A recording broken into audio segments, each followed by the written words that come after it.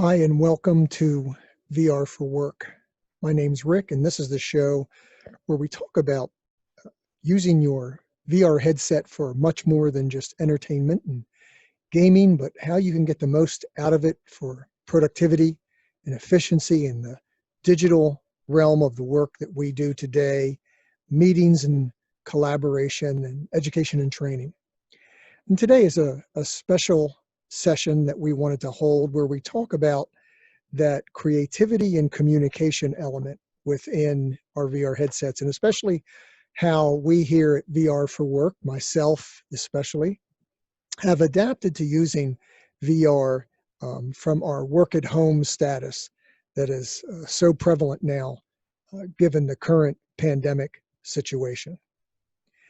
And so I want to make a case for productivity within VR. And so if you'll spend a few minutes with me today, I'm going to just talk about this topic and see if we can shape a understanding of how VR is offering us now and how it will in the very near future, the primary platform for productivity for digital work. And so I'm going to suggest that there are four categories that we find that we use our VR headsets for. The first one's entertainment and gaming. The next one would be education and training. Then there's going to be meetings and collaboration. We've reviewed several of those platforms here at VR for Work recently. But today we're going to talk about creation and communication, because this is where I think we have kind of the most difficult leap to make in terms of performing work individually within a VR headset. I would suggest that the other three categories have actually started to mature to a great degree, but this last one is the one where we really have the most significant gains to make as individuals, but also have the most difficult hurdles to overcome as users. And so if we look at the hardware that we use here at VR for Work, we'll start with our headset. We use an Oculus Quest. That's what I'm in right now as I'm producing and filming this show here using VR software called Spaces. We have a gaming laptop, and admittedly this is a really new, dare say state-of-the-art gaming laptop, and I purchased this with the hope that this would actually be the last piece of hardware that I would need to do this. And we'll talk a little bit about that later when we talk about futures. But I'm running an i9 processor with 32 megs of RAM and an NVIDIA 2070 video card. I use a dedicated wireless router. One of the advantages to the Oculus Quest and its name to fame of popularity is that it's totally wireless. You have no wires, but I do rely on this laptop and the PC resources it contains to do a lot of the work that I do within VR. So the two must work together and they must be linked. And so there is that wireless router there. You can also use the Type-C Oculus Link cable, which I still utilize on occasion, and is there again to give me access to those PC resources. And then a Bluetooth headset, which I use for voice communications that I do when I take video conference meetings with work or with colleagues throughout the day. And then one other thing that I added just before I went into production here, and that's an Echo Dot that I keep in the room where I work, because as I'm in my headset, that little device gives me that kind of voice connection to the outside world where I can kind of elicit a assistant to kind of read me or give me certain information, so I'm not totally disconnected from the world while I'm in my headset working. And then, as I'd mentioned, I'm using PC resources. So this headset, right, becomes the visual connector back to the PC that's running the software. So I'm running Windows 10. I do a lot of web browsing using Edge and Google Chrome. I do email primarily in the web browser.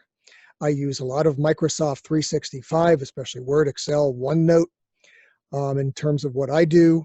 I use Microsoft Your Phone, which connects my Android phone and gives me the image of that phone right within my PC so that I can continue to manipulate and actually use that Android platform and those applications and send and receive text messages while I'm in my Oculus Quest. Actually, again, using those PC resources. I use sticky notes a lot on my PC as little reminders, and they synchronize over to my phone so that even when I'm away from the desk, away from VR, I still have those notes that I carry along with me. I use an application called Lumi Live. Lumi is actually creates the avatar that you see me using here in VR for work. Now, Spaces imports those avatars and allows me to use it when I do these productions. They have not fixed the hair situation, so you can see that in the last several episodes, my Lumi has had a wonderfully coiffed bit of gray hair when normally my head is shaved bald. So there are still many little idiosyncrasies to making all of these things work together that are still being hammered out. So I use Windows Voice Dictation, and have recently started moving to an application called Braina, which gives you an assistant and voice recognition in the Windows platform. To me, initially when I started to work in VR, found it very laborious to use the keyboards that were provided, and I wasn't a touch typist, so I couldn't set a keyboard in front of me with my HMD on my head and type. So I rapidly started to move over to voice dictation and find that much more actually efficient than working with the keyboard on any given day, even on my best typing day. And then as I connect to my PC with my head-mounted display, I use desktop emulators that run in the headset. Primarily, I work in Immersed and in vSpatial. These are two desktop emulators that you can download into your Oculus Quest, connect back to your PC in. They do the same thing, but give you a very different user interface. Immersed is gives you your desktop, much how it would look in IRL in real life, and kind of wants you to use a keyboard and a mouse to manipulate it. vSpatial gives you each of your applications becomes its own separate window or app, if you will, within a carousel that wraps around you, and is very easily manipulated with those windows moving any way you'd like. And then there's Virtual Desktop, which many Quest owners will have just by virtue of the fact of it being one of the top apps on the platform that you can absolutely work within. It's kind of a one-size-fits-all static desktop with a variety of environments. And again, just like Immersed kind of presents the desktop to you, keyboard and mouse it, and you can manipulate it in that fashion in your headset. But I'm definitely in Immersed and vSpatial about 50-50 between the two. I then use Spaces and SideQuest quite a bit, especially as I perform or create these videos for you and put them out there. Spaces and SideQuest, just two applications I use frequently. And then right within the Oculus application itself, the Quest browser has its own set of voice commands and recognitions. So frankly, when I need to get something done down and dirty, I can launch right into the Quest headset, open up the Quest browser, get to my email or Microsoft 365, do something real quick and get back out without, frankly, getting over here into the PC applications and resources. And I can see that we will start shifting to that more and more, I think, as we get into the future. And so there's a number of challenges with making VR your primary productivity tool, even as a digital worker, right? There's a steep learning curve in understanding how to manipulate it. Getting used to a different user interface. Again, you no longer can translate that mouse and keyboard movement. You now have two controllers that you have to figure out with a series of buttons and triggers that have to be used. There are visual clarity issues. The visual clarity within the headset is not as good as you can get on a 24-inch monitor. You know, it does help that I can get into Immersed and I can make that monitor 20 feet. It certainly helps with the visual clarity, but definitely we have to see improvements in that. Controller interactions, again, I mentioned that before. You know, it's a completely different user interface where you're actually moving around rather than sitting rather static with a keyboard and mouse in front of you. So if I want to manipulate something in the air now, I'm not kind of using a mouse, grabbing it, and moving it across the screen. I'm actually literally kinetically using my hands to do something with. And then there's input issues. Text entry and fine motor precision have a long way to go. If you're in a PowerPoint and you're trying to size a slide using a controller, with a mouse pointer on the end, you know, if you shake just a little bit, you'll miss your grab point. And so those text entry and fine motor precision things still have a way to go. And then there's that disconnect from the real world. You know, I'm sitting in this beautiful stage that Spaces has made for me, filming this, but there's that whole outside world that's going on that I'm disconnected from at the moment. And you know, I'll harken back to the last slide when I was talking about some of the hardware and having that Echo Dot in the room with me so that I can kind of still ask it, what time is it and what's the weather, and, you know, tell me the latest news, so that if I'm in here for a long period of time, I can still retain that connection.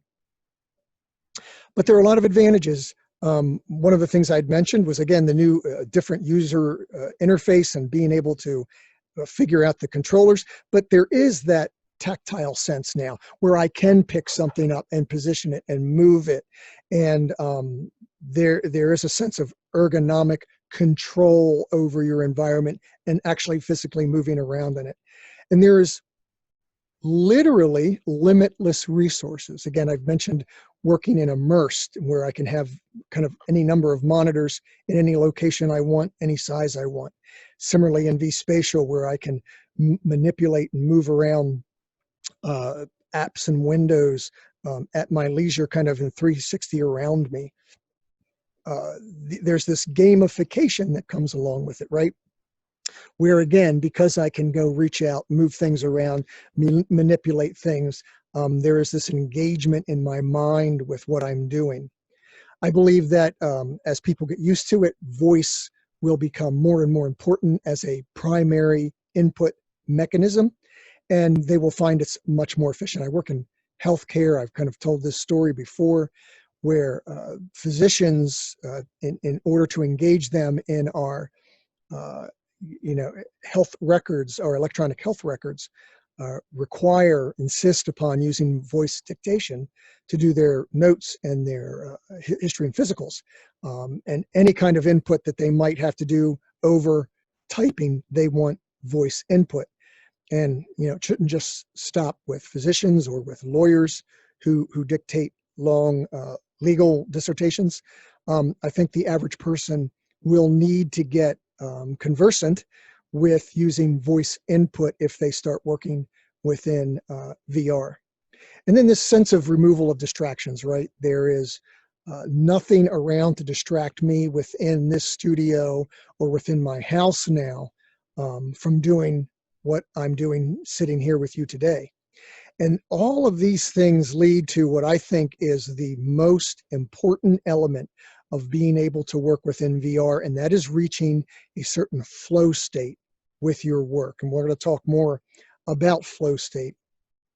So you can see a definition here. I'm going to indulge me while I read what's in front of you, but flow is a blissful state of balance where you are fully immersed in a task, completely free from distracting thoughts.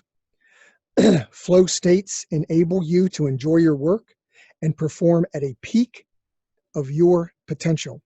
Research shows people working in a state of flow are 5 times more productive than they'd otherwise be. I'm going to read that again. They are 5 times more productive, I have on my virtual hand, than they'd otherwise be. And we say the word productive a lot here at VR for Work because we're really looking for that productivity and efficiency edge that we can get utilizing the technology at our disposal, that being VR. And VR puts you in this flow state where all those distractions are removed. You have the limitless resources. You have this gamified physical environment where you can kinetically get involved. And I've found it to be just unbeatable, above par with anything else you might do in terms of engaging in your work, as long as that works digital. So some predictions for the future. I think that what will happen is that consumer uptake will translate to work uptake. The more consumers we get using VR, the more the word will leak into environments where professionals use it. They've used it at home. Maybe they've watched VR for Work or gotten a study. That's my second bullet point that shows the level of concentration and the benefits related to working in VR. We will see an increase in the cultural acceptance of utilizing VR. Platforms will evolve and improve, and you hear about things like HTC's Vive XR suite that was recently announced, where they're packaging 5 meeting and collaboration spaces essentially for businesses to utilize to take part in, either on the desktop or in headsets. And again, as headsets become more pervasive and people become more comfortable with them, things like the Vive XR suite will get utilized more and more. And then products that I've talked about before, like vSpatial, like Immersed, are so new, and they're evolving so fast. And I'm blessed being involved with both those development teams and seeing their plans for the future and understanding their vision for what they have in store for users from a productivity and efficiency standpoint. And I get really excited about that. We'll see improvements in the hardware. Head-mounted displays are going to improve. We've got the HP Reverb that's just on the horizon that is going to be out soon, that promises a great leap in clarity with text. And so that manipulation of computer screens and applications should be improved. And then lots and lots of talk about where Facebook is going to take Oculus in terms of an Oculus Quest 2. And certainly the improvements there and the continued promise for wireless connectivity. And then computing resources moving to the cloud. I think, as I'd mentioned early on when we were talking about hardware, that hopefully this is the last computer I will have to buy. In the future, I will just buy my headset. That headset, by virtue of Wi-Fi or 5G, will connect to the cloud, and my computing resources will be up there. And they can be provided by something like Shadow or NVIDIA GeForce Now. And we see Microsoft and Sony moving these resources, and again, it kind of starts with gaming, but I think there'll be a natural extension over to the workspace as these things become successful. And so we'll end with this. Even without success, creative persons find joy in a job well done. Learning for its own sake is rewarding. I'm not even going to attempt this name, but definitely make a note. This is someone you should look up. He kind of wrote the book about flow and productivity, and is definitely a book worth checking out. And we really subscribe to that here. I do here at VR for Work. learning for its own sake. This is really a hobby for me. I enjoy it. I really do feel like it is going to be something. I hope for the few people that do share in VR for work, it gives you a sense of where the technology is going, how you might be able to use the platforms and be successful with them. So thank you. Thank you so much for watching, for tuning in.